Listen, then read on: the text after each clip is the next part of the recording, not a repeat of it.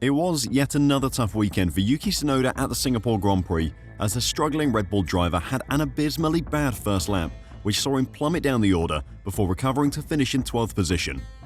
The Japanese driver has had a small resurgence since Christian Horner has left the team, and their car has started to improve.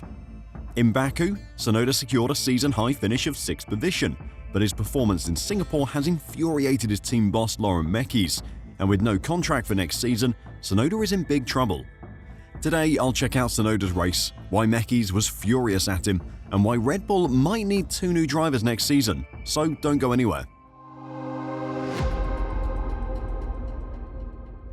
Yuki Tsunoda was left crestfallen in the wake of the Singapore Grand Prix as the Japanese driver failed to score points under the lights at Marina Bay. Much of that was to do with his start, which he called the worst of his racing career. Tsunoda qualified 15th after a poor showing on Saturday, but started 13th thanks to the 2 Williams cars being disqualified following the session. While he got off the line well as the lights went out on Sunday, it soon started to go very wrong for the Red Bull man.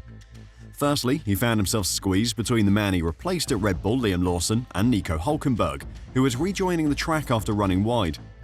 Getting on the brakes early with nowhere to go, Tsunoda then lost momentum and found himself picked off by the Alpine of Franco Colapinto. That was then compounded by Gabriel Bortoleto making his way past, as did Lance Stroll, leaving Tsunoda down in 17th position. Having started on the soft tyres in order to make up positions off the line, he left the Japanese start with a mountain to climb, as he was forced into an early pit stop to get rid of the C5 rubber. Although he fought back in the race to come home 12th, it was a far cry from what he and the team expected at a track that did seem to suit the RB21 more than it has done in the past. "Probably the worst start I've ever done in my life," Tsunoda said. While the start itself was okay, I can't imagine what I saw there, but just lost the "I don't have a place to go," to be honest. Every space I tried to go was covered by someone just randomly, so a terrible first lap. It was a shame as the pace was really good afterwards. So yeah, I don't know what to say with that first lap, honestly. The worst start ever. To be fair to Tsunoda, after that first lap he drove well, but unfortunately for the Japanese driver, his recovery won't be remembered. If he'd returned to the points, then perhaps the conversation would shift to how well he fought back, but that isn't what happened. Tsunoda has 5 top 10 Grand Prix finishes now since joining Red Bull, his 6th place in Baku by far his best result. But instead of building on that drive with a strong showing in Singapore, he was unable to deliver what he hoped. Red Bull team principal Laurent Mekies didn't mince words when describing Yuki Tsunoda's start at the Singapore Grand Prix, calling it shocking. The result is a blow to Tsunoda's hopes of securing his place on the Formula 1 grid for 2026. Red Bull's driver pool remains crowded with Hadjar, Liam Lawson, Arvid Lindblad, and potentially Alex Dunn all vying for limited seats across Red Bull Racing and the Racing Bulls. "Yeah, you're right, it was not a good Saturday for Yuki," Mekies admitted when assessing the weekend. "On Friday, I was satisfied with the work he did. It didn't look spectacular on paper, but lap by lap it was at the right level. Then Saturday was poor.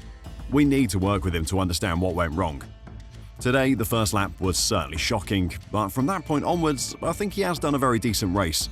He came back from, I think, P18 to P12 with very decent pace, so we had a very poor Saturday. It's costing us this weekend and a few points, and we'll work with him to improve together." Tsunoda's poor race couldn't have come at a worse time for him. Red Bull are in a tight battle for 3rd place in the Constructors' Championship with Ferrari, and any points that Tsunoda can score could be the difference maker.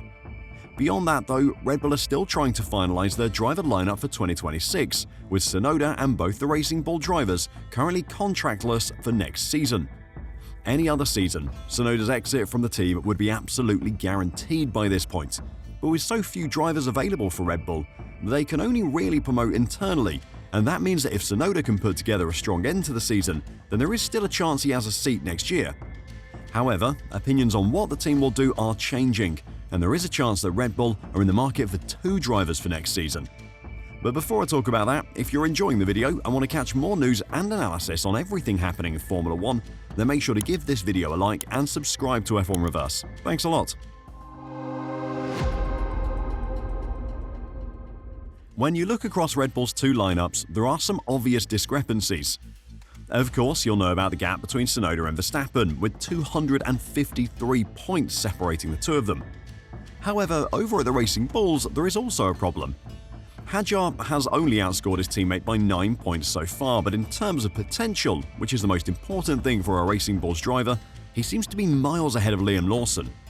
All three of the Red Bull drivers that are out of contract need to maximize the remaining races to ensure their spot on the grid next season. But in Singapore, Lawson did himself more harm than good. Liam crashed twice during practice at Marina Bay, and while his mechanics were able to get him out for qualifying, he was knocked out in 14th. Teammate Isaac Hadjar once again reached Q3. The New Zealander lost a further 3 places in the race for his worst result since the Bahrain Grand Prix back in April. It's now 3 non-scores in 4 races, with a fantastic P5 in Baku looking like an outlier. There was talk that Lawson and Yuki Tsunoda could reunite at the Racing Bulls after they both struggled alongside Max Verstappen. However, Simon Lazenby believes both drivers could be dropped. Speaking on the Sky Sports F1 podcast, Lazenby said he'd heard whispers that the Racing Bulls could field an all-new lineup if Hadjar joins Red Bull in 2026 as is expected. "I get the feeling that the early whispers are that you might get 2 new drivers in Racing Bulls next year," said Lazenby. Jamie Chadwick responded to him by saying, "I think they might, and if they do, I think it's very obvious that it's because they are constantly looking to try and find the next Max Verstappen. They don't want to find the next number 2 driver, or just a driver that can be solid across the board. They want to find drivers that are the next superstars in Formula 1. If they, in my opinion, just keep the same lineup as they've got, then they know that those 2 drivers aren't going to be Red Bull Racing drivers." This is the problem for Red Bull. As acceptable as Lawson is, he isn't their next number 1 driver, and neither is Yuki Tsunoda. In the past, the team always had a new number 1 lined up. When Coulthard was helping them find their feet in Formula 1, Vettel was in the pipeline. While Vettel was nearing the end of his time with the team, Ricciardo was ready to take over. Then there was Verstappen, who stepped in alongside Ricciardo. Behind Verstappen, you could argue that Gasly was next in line, but he came a few years too early and didn't want to wait at the Racing Bulls forever. Since Gasly left though, there hasn't been anyone who's looked like their next number 1 driver. It's pretty accepted that Red Bull are preparing Arvid Lindblad for an F1 debut, so he should fill one of the seats. However, Lindblad isn't a nailed-on star. He has potential, but he hasn't flown through the Junior Series, demolishing everyone who races, like any of the current top 5 in the F1 Drivers' Championship. Therefore, Red Bull need to go hunting, and that means bringing in a second new driver. That could be Alex Dunn. It emerged after the Irishman split with McLaren that Helmut Marko is interested in Dunn, who races against Lindblad in Formula 2 and is currently ahead of him by 21 points. Again, Dunn shows potential, but hasn't come through the Junior Series with the same dominant performances that some of the drivers he will face in F1 did. Do you think Red Bull would be right to replace Lawson as well as Tsunoda? And can Yuki do anything at this point to save his F1 seat?